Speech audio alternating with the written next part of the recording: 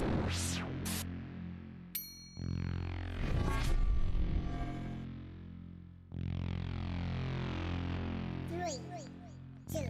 Alicia side. So hi guys and Assalamualaikum semua, welcome back to my YouTube channel. Thank you so much di antara korang yang sentiasa like, comment and subscribe.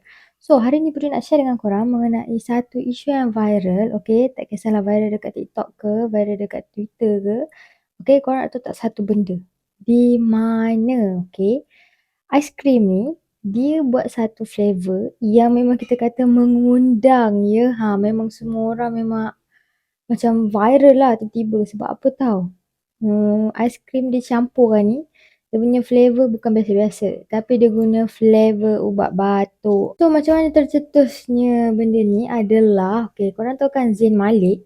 So dia ni cakap lah yang ubat batuk punya ni sangat-sangat berkesan untuk diri dia, okay.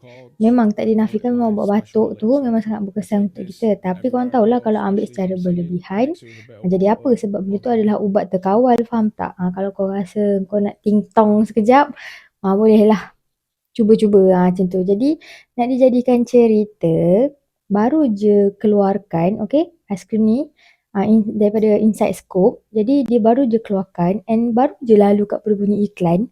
Maksudnya macam kita apa ni, tengok iklan ni memang menarik lah, okay. Si ada shrink. Lepas tu kita kata apa, dia punya atas tu je flavour ubat batuk tu, faham tak? So, kita nak baca daripada permohonan maaf daripada Inside Scoop. So, dia cakap dekat sini, "Hi fans and friend.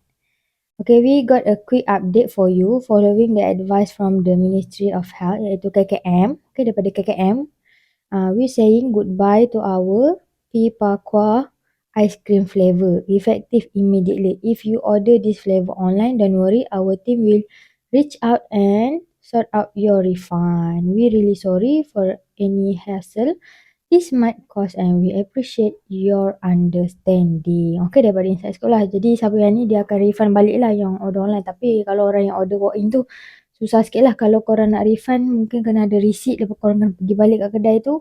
Cakap macam tu, faham tak? Korang boleh tengok sendiri. Ni dekat berita Astro Awani. So dia cakap lah dekat sini. Dia kata, Inside Scoop menghentikan serta-merta penjualan menu aiskrim terbaru berperisa ubat batuk Pepako, cap ibu dan anak pada Selasa. Menurut kenyataan yang dikeluarkan Inside Scoop pada Selasa, ia susulan arahan Kementerian Kesihatan KKM yang mengarahkan semua premis menjual produk aiskrim campuran ubat batuk itu dihentikan serta-merta. so keluarlah daripada berita pun mengenai Inside Scoop ni lah, faham tak? Kita nak baca antara komen-komen yang ada dan benda yang paling menarik perhatian adalah korang nampak tak gambar ni? Diorang suruh apa kata cuba try flavor ni pula.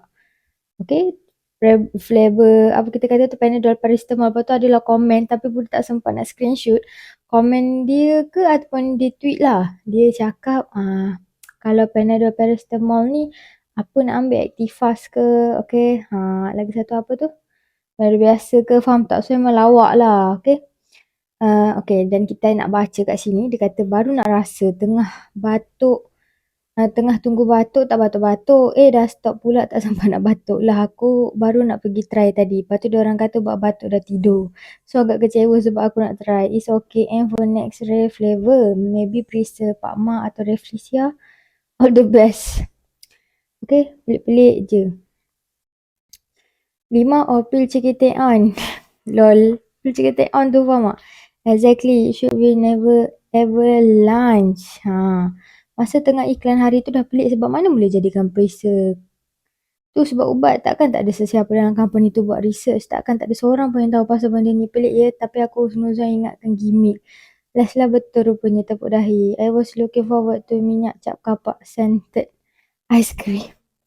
Okay, so orang komen-komen lah macam tu. So apa pendapat korang? Mungkin sebab mustahil lah dia masuk dekat pasaran Malaysia kan. Mustahil company tu tak tahu pasal ubat batuk tu apa, faham tak? Dan macam mana benda tu boleh digabungkan, salah ke tak salah ke, faham tak? Jadi kat sini mungkin ini adalah salah satu cara dorang. Okay, sebab Inside Scoop ni tak silap Putri baru lagi tahu aiskrim yang still baru dekat pasaran. So mungkin dengan cara ni dapat menarik perhatian ramai untuk kita kata cuba new flavour and tahu macam ni aiskrim apa ni?